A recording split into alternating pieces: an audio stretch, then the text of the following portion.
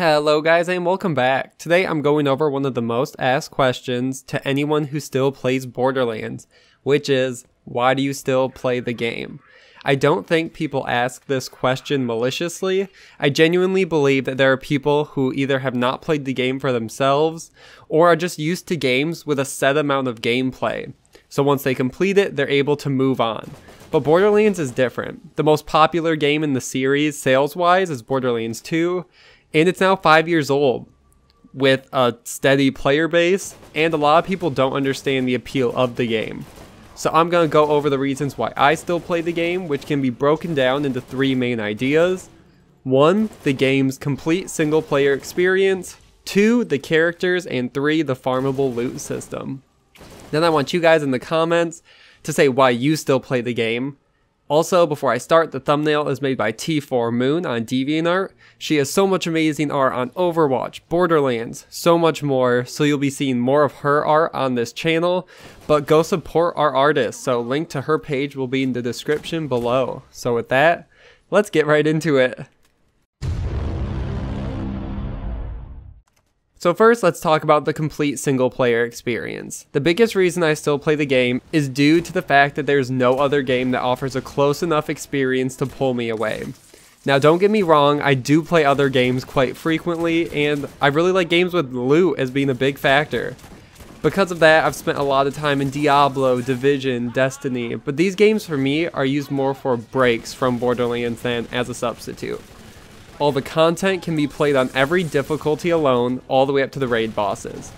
Some would argue that the game shouldn't work this way, that you shouldn't be able to solo raid bosses, but I would argue that the majority of the Borderlands player base wants it, or at least doesn't mind the current system.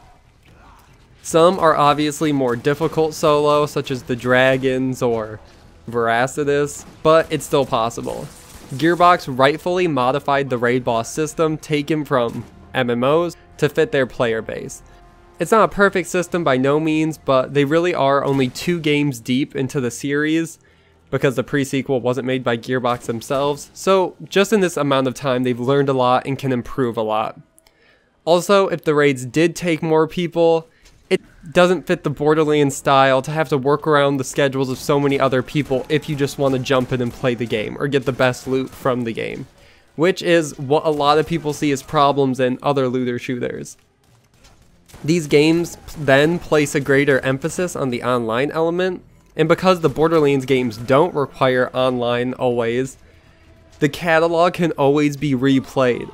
I know most people are only familiar with Borderlands 2, but there is still Borderlands 1 and the pre-sequel, all of which are still 100% playable today, and the cel-shaded graphic style keeps the game from being graphically dated, so once you buy the game, you can cycle through which ones you want to play, because once again, all the content 100% is still playable without sitting in the lobby waiting for someone else to join, so you can play the game you spent $60+ on again. Unlike so many of these other games where you lose half the content if you can't find people to play online with. It's awesome that the back catalog of these games can be cycled through, which is why I mentioned before. I find myself constantly cycling through the games. I might do one playthrough on Borderlands 1, then go and play with some friends on Borderlands 2, then run through a DLC on the pre-sequel, all of which offer unique experiences that can be played back to back without too many game-changing differences, except for the FOV in Borderlands 1, but that's fine, and that's a whole nother video. Another reason I still play the game is distinct characters. Between all 3 games, there are 16 playable characters, and I always see people asking on videos and Reddit, which character is the strongest, which characters are worth playing, which character is the best for starters. But in Borderlands, that really isn't necessary. If you are new to the game, choose a character that just looks the best to you, or that the action skill sounds most appealing and has you hooked.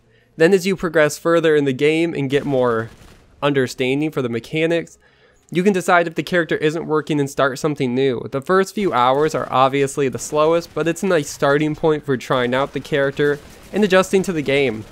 I always start with the character who I think looks cool, and I work my way from there once I get max level and the highest character.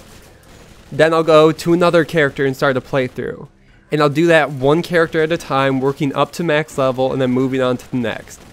which gives hundreds of hours if players want to do it that way, especially if you want to gear them properly and also just have fun with them once they are max level.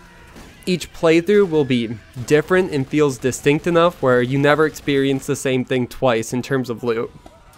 Also, because of differing character skills, there's so much variation in how you play the character and the different play styles they promote, which is something a lot of these games don't give as much as an incentive to do to go back and replay with new characters. Not only that, but the loot you find, once again, will never be the exact same in each playthrough, which leads right into the third point, the farmable loot system. This is the single biggest reason I would argue that most people play the game. The grind is real. Finding the double penetrating unkempt herald, infinity pistol, or a perfect sham. Or even just a weapon with all the right parts in Borderlands 2. The double anarchy in Borderlands 1. The thunderfire in Borderlands the pre-sequel. These weapons that most of the community wants and will farm for. But they are really rare. Arguably, Borderlands 2 had the most variety in strong and unique weapons that people spent a lot of time farming for. But it gave them hours upon hours to get them and then drastically change how they play the game once they got them. All these weapons originally were very hard to get, and it is kind of a mindless task to go about getting them, but I know a lot of people that enjoy that. They like to watch videos, Twitch, TV, podcasts, or even just hang out with friends while farming. The repetition almost becomes ingrained in your mind, and you're able to do something else while also going for the best weapon. It's a unique experience that sounds strange, and why would people enjoy this until you do it for yourself? Then you'll understand why there are so many loot guides on weapons, farming routes, chest routes, and so much more.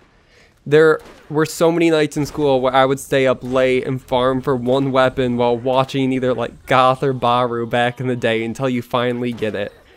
So it's definitely something you have to experience for yourself. Now I know I said only 3 reasons, but I have an honorable mention, which is the DLC or downloadable content. The pre-sequel's DLC is questionable in this regard, but the first 2 games accomplish this perfectly. The Borderlands 1 DLC is some of the best DLC I have ever paid for in a game, especially with the season pass and the deal they give you with that.